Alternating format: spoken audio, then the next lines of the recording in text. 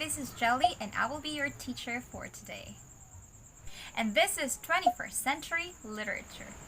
Let's start with Lesson 1, Geographic, Linguistic, and Ethnic Dimensions of Philippine Literary History. This discussion will be divided into 4 parts. The first part is the pre-colonial literature. The second part is the Spanish colonial literature. The third part is the American colonial literature. And the fourth part is the contemporary literature. Our discussion for today will only be on the pre-colonial literature. So, you may be wondering, what is literature? Is this literature? How about this? This? Or this? If your answer to all of that is yes, then you are right. It is literature. The word literature is derived from the Latin term lettera, which means letter. It has been defined differently by various writers. Here are the following. According to Brother Azurin, literature expresses the feelings of people to society, to the government, and to his surroundings, to his fellow men, and to his divine creator. According to Webster, literature is anything that is printed as long as it is related to ideas and feelings of people, whether it is true or false, or just a product of one's imagination. Alright, let's proceed to the history of Philippine literature. The history of Philippine literature is divided into 4. The first one is the pre-colonial period. The evolution of Philippine literature depended on the influence of colonization and the spirit of age. The first Filipino alphabet, do you know? It's called Alibata. It was replaced by the Roman alphabet. Indigenous Philippine literature was based on traditions and customs of a particular area of the country. Philippines is an archipelago, we all know that, and it consists of several islands. Do you know how many islands we have? Okay, we have 7,107 islands, and each of this island has a unique cultures and traditions, being different set of native literature. Ancient literatures were written in perishable materials like dried leaves, bamboo cylinder, and bark of trees.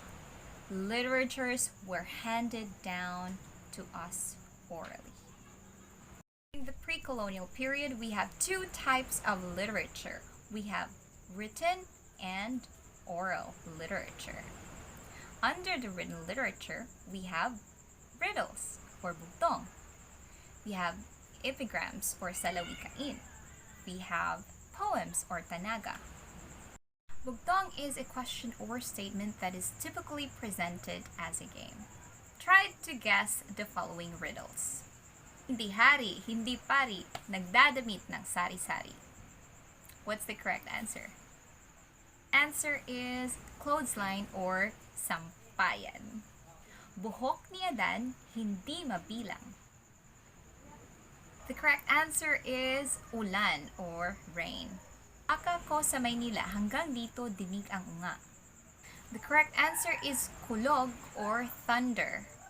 Iisang pasukan, tatlo ang labasan. Answer is kulambo or mosquito net. Sa araw ay bumbong, sa gabi ay dahon. The correct answer is banig or mat. Next is Salawikain. It reflects the hidden meaning through the good lines. It provides good values. Some examples of Salawikain are, kung ano ang puno, siya ang bunga. Nasa Diyos ang awa, nasa tao ang gawa. Kung ano ang itinanim, siya ang iyong aanihin. Ang umaayaw ay hindi nananalo. Ang nananalo ay hindi umaayaw. And many other Salawikain. Tanaga. These are common forms of poetry that is consist of a quatrain, meaning 4 lines, with 7 syllables, with the same rhyme at the end of each line. I'll give you an example. Ang pusong malimutin, sana ay baliktarin, at hindi na aalis ang ngiti mong matamis. So as you can see, this poem is consist of 4 lines, and each line has 7 syllables. Let's count. Ang pusong malimutin, 7. Sana ay baliktarin, 7. At hindi na aalis, 7. Ang ngiti mong matamis, 7. So this is an example of a Tanaga. Let's proceed to another type of literature under the pre-colonial period.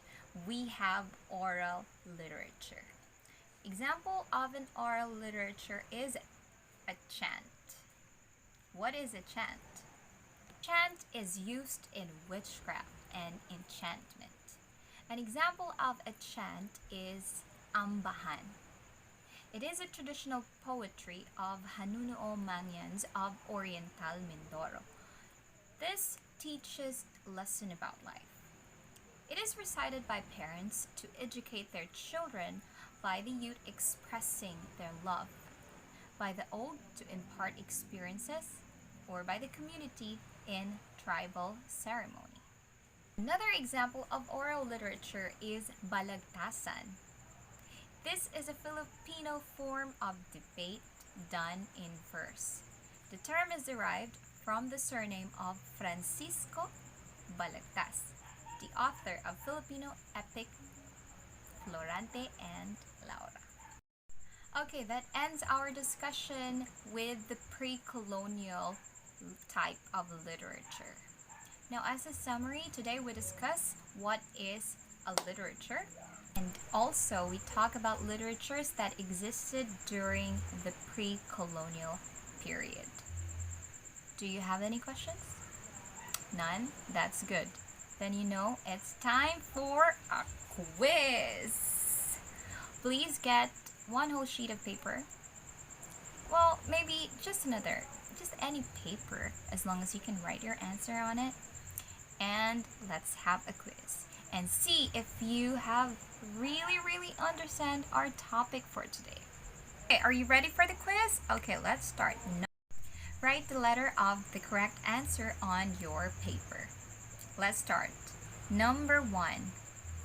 It is the first alphabet which was replaced by the Roman alphabet. A. Letter. B. Alibata. C. Webster. D. Balagtasan. Number 2. It defines as anything that is printed as long as it is related to ideas. A. Letter. B. Literature. C. Prose. D. Poetry.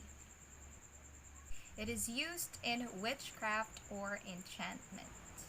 And an example of this is ambahan. Letter A. Riddles. Letter B.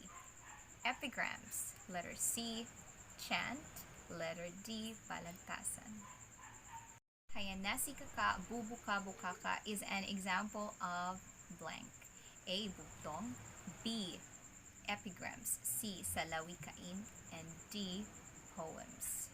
This is a Filipino form of debate done in verse. Letter A. Epic. B. Chant. C. Balagtasan. D. Florante at Laura. Okay, are you done? Now it's time to check your own paper. Just be honest, please.